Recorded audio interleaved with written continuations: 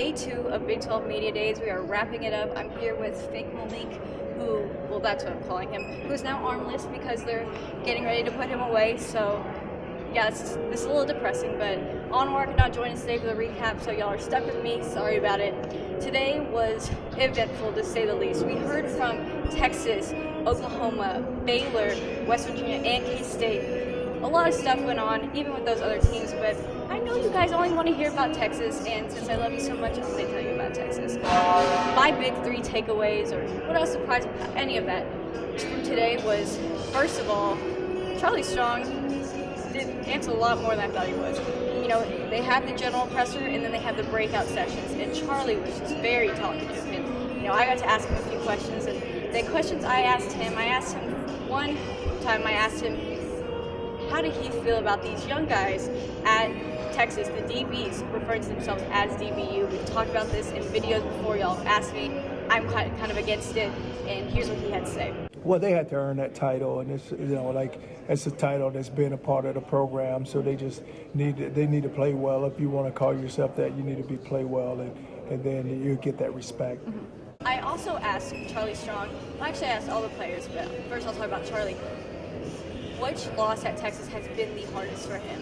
And here's what he had to say. The toughest loss has been a bunch of them, you know, and it's hard for me to figure out just one.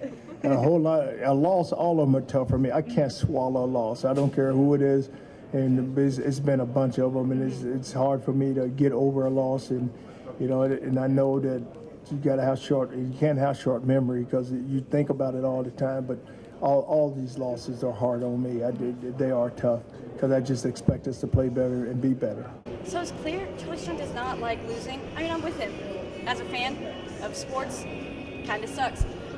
You know, I said I also asked the other players this, so I asked Cam Perkins. Wow, that's a hard question because I hate losing, period. I know when I say that Cal game, we missed the field goal.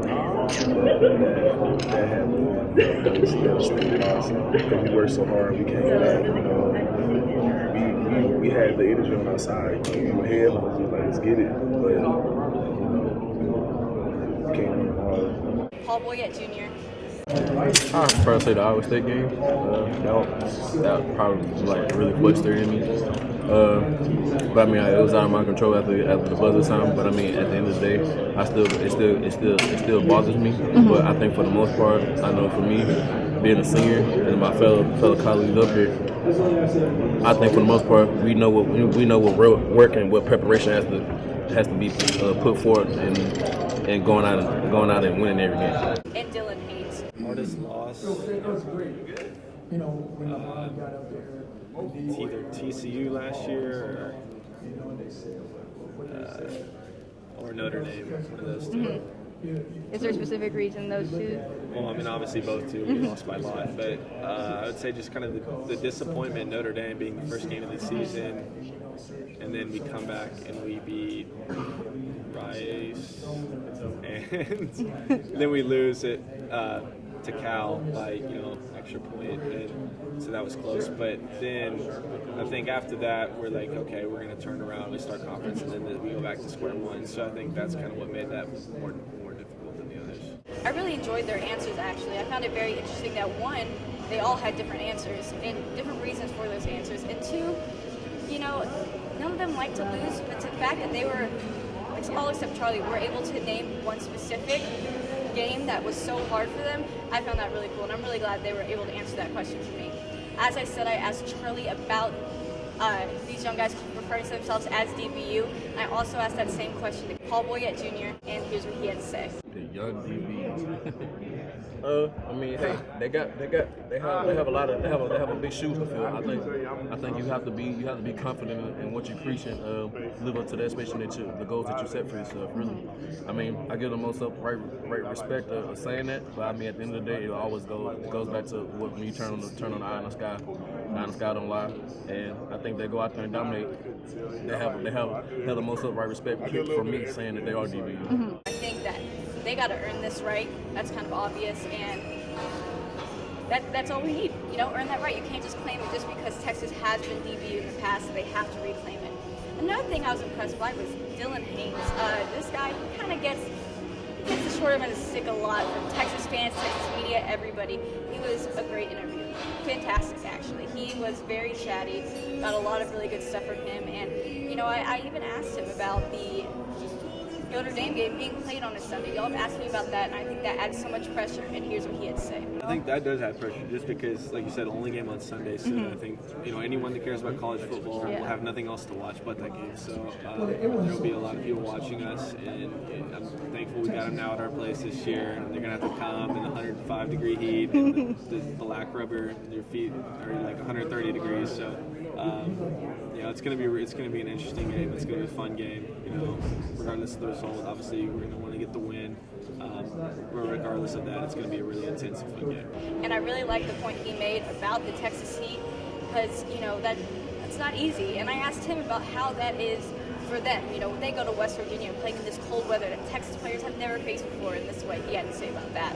Well, not harder enough to where it really affects certain things, but, you know, everyone plays better at home, and that's just a known fact statistically. But you try not to let it affect you. Sometimes it does, sometimes it doesn't. But, you know, hopefully it affects Notre Dame on September 3rd or 4th, whatever it is. Charlie Strong says that he is a punter, but does not have a kicker, which is something that I know a lot of you guys are wondering about the kicking situation. So, like I've said before, if one of y'all wants to go and kick the ball, Charlie Strong is ready for you.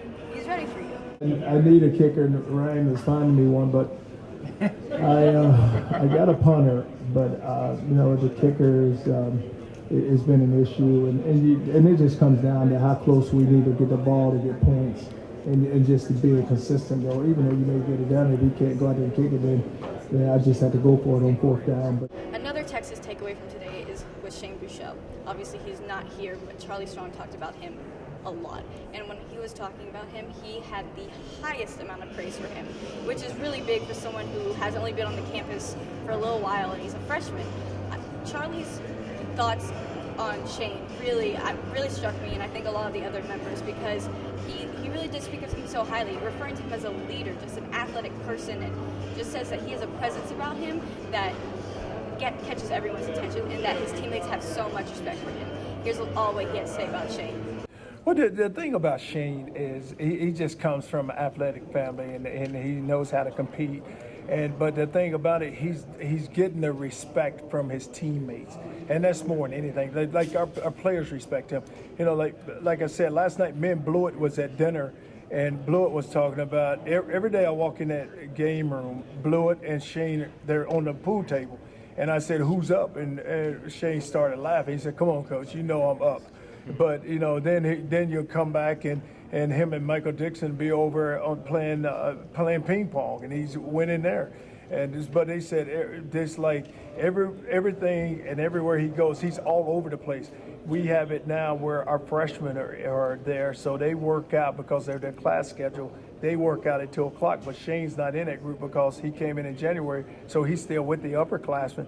But he comes in there at 2 o'clock, and he sees every one of those guys, comes in, shakes their hand, hey, good luck today on the workout, hey, and, you know, kind of laugh about how his workout went. But he comes by there every day. They see Shane. He's going to come by there and say something to the rest of those freshmen every day. But it's just like some people have that presence about them, and they carry themselves a little differently.